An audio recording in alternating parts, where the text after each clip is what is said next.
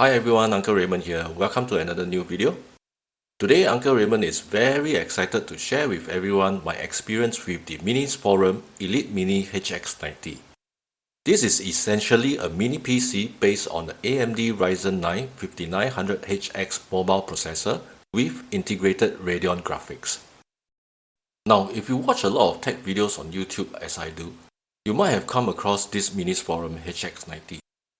When it was first launched, the company sent out quite a number of review units to these tech YouTubers, but apparently that didn't turn out well.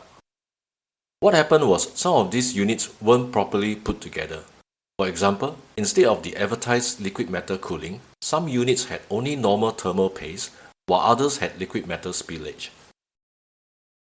The company then sprung into action quite quickly and released a few videos showing how they have enhanced their assembly processes, mainly focusing on how they applied the liquid metal to the CPU. They also changed their marketing materials that previously claimed the chassis of this HX90 was made from carbon fiber, and now just say that part of the product shell is carbon fiber composite material. Anyway, here are some of the specs of this HX90. It has the AMD Ryzen 9 5900HX processor with 8 cores and 16 threads, running a base clock of 3.3 GHz and up to 4.6 GHz. The integrated Radeon graphics is clocked at 2100 MHz. In terms of RAM, the 2x SODIMM slots support up to a maximum of 64 GB of DDR4 3200 MHz memory. For storage, it can accommodate a PCIe 3.0 M.2 NVMe SSD and up to 2x2.5-inch SATA hard disk drive or SSD. Its connectivity features Wi-Fi 6 and Bluetooth 5.1, along with a 2.5 Gigabit Ethernet port.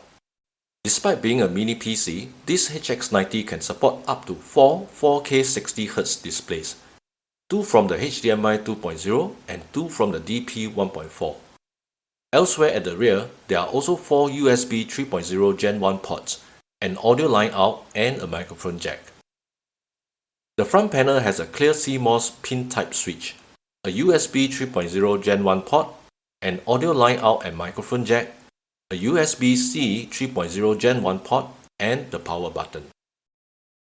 Although the HX90 is a mini PC, it isn't the smallest available, but nevertheless, it is still quite compact, measuring 19.5 by 19 by 6 cm. Fully loaded, it should weigh a little under 2 kg. There is also a VESA bracket you can use to mount the HX90 behind a monitor or on the wall. Otherwise, if you are placing it on the desk, it can lie horizontally or sit vertically on the base provided. Here is the pricing of the various HX90 configurations. It starts from US $649 for the barebone version and up to US $909 for the 32GB RAM and 512GB SSD version. You can also choose the adapter type for your country, namely US, EU, UK or AU.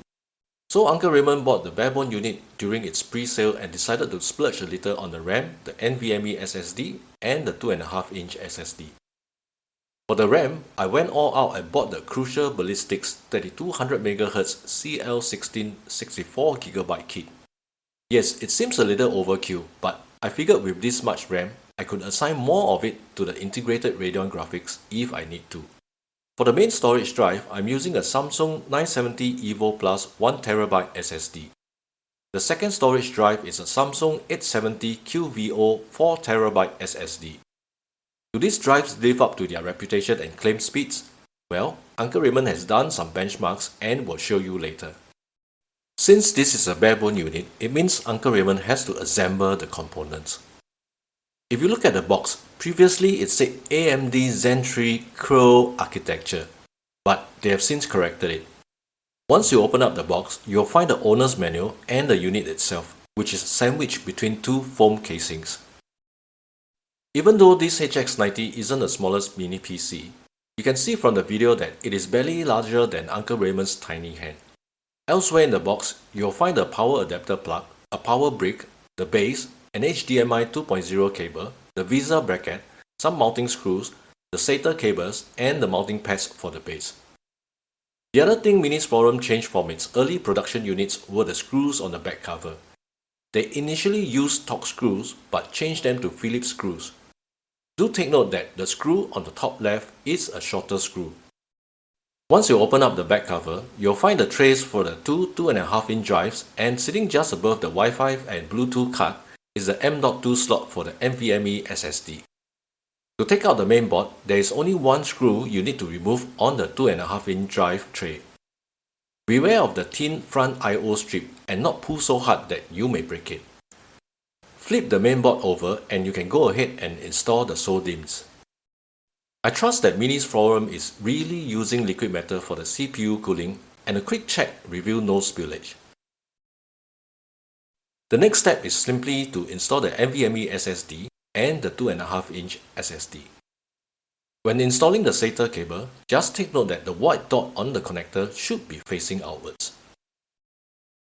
Once this is done, just screw on the back cover and that's it. The assembly process is completed. Overall, very easy to DIY and definitely much simpler than assembling a full-blown system.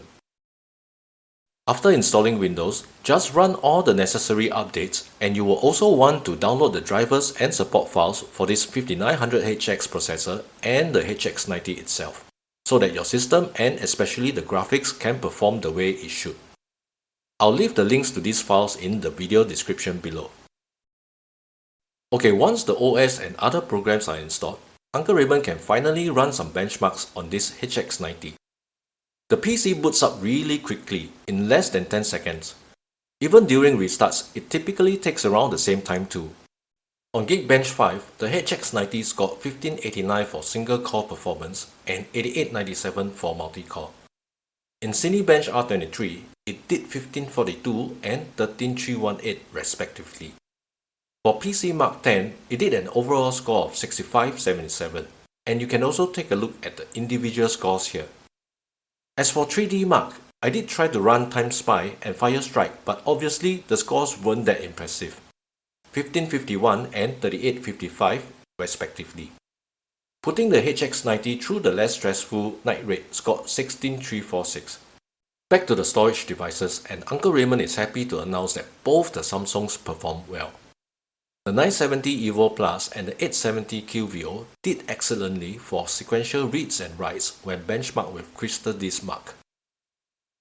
Samsung also has its own SSD utility software called the Samsung Magician, and the UI is really quite good. Uncle Raymond also did some benchmarks via the Magician and managed to get better random read and write results, but strangely still nowhere close to the official figures. A word of caution here. The Magician will detect firmware updates for the drives, and it is best to back up whatever important data you have before performing such critical changes to your storage drives. Here are my likes and dislikes of this HX90. First of all, I like the compact size and it fits nicely on my desk, especially so when I'm using an ultra-wide monitor. It has enough I/O ports. Although they aren't the latest generation, USB 3.0 is good enough for most usage. It is simple to DIY, so you can easily upgrade your components or add more storage when you need to. The 5900HX is a small and powerful processor, and the integrated Radeon graphics has decent enough performance. As for the things that irritated me, this HX90 isn't the easiest thing to overclock. Apart from allocating more VRAM to the graphics and changing the TDP of the CPU, doing so sometimes lead to the BIOS hanging, and I would have to reset the CMOS then. I've also tried changing some of the RAM settings, but to no avail. The HX90 just wouldn't pose. Strangely though, the AMD Ryzen master didn't recognize this 5900HX, and when I asked AMD about it, they said the Ryzen master doesn't support this processor. If anyone knows how to get around this, please let me know in the comments below. The other thing about this HX90 is that it can be difficult to find support for this product, especially when the company is relatively new. I'll leave the link to the support website for this HX90 in the video description below so that you'll know where to go when you need help. Nevertheless, my questions to the company have never gone unanswered. Yes, these guys do read their emails. So, here's a summary of what I think. It's definitely possible to build a full-blown system with a discrete GPU and a CPU with similar specs as this 5900HX. The only problem is the availability of components and pricing. It will definitely cost more than this HX90. In Uncle Raymond's case, I was looking for something small yet powerful that can integrate nicely with my new workstation, and so a mini PC really was the answer. That's also why I bought the barebone variant and boosted the HX90 with more RAM and better storage devices. At the end of the day, it all boils down to what you need. If you have similar criteria as Uncle Raymond, then perhaps this HX90, like the rest of the stuff you see at my workstation, will suit you nicely. If you prefer something even cheaper than this HX90, Minisforum has a series of other mini PCs, including some that are powered by Intel. I'll leave the links to these Minisforum PCs and the support files in the video description below. Do remember to update your HX90 with these files once Windows is installed. As always, thank you everyone, and I hope you enjoy watching my review of this HX90. Please remember to subscribe to my channel if you haven't already done so, and Uncle Raymond will see you in the next video.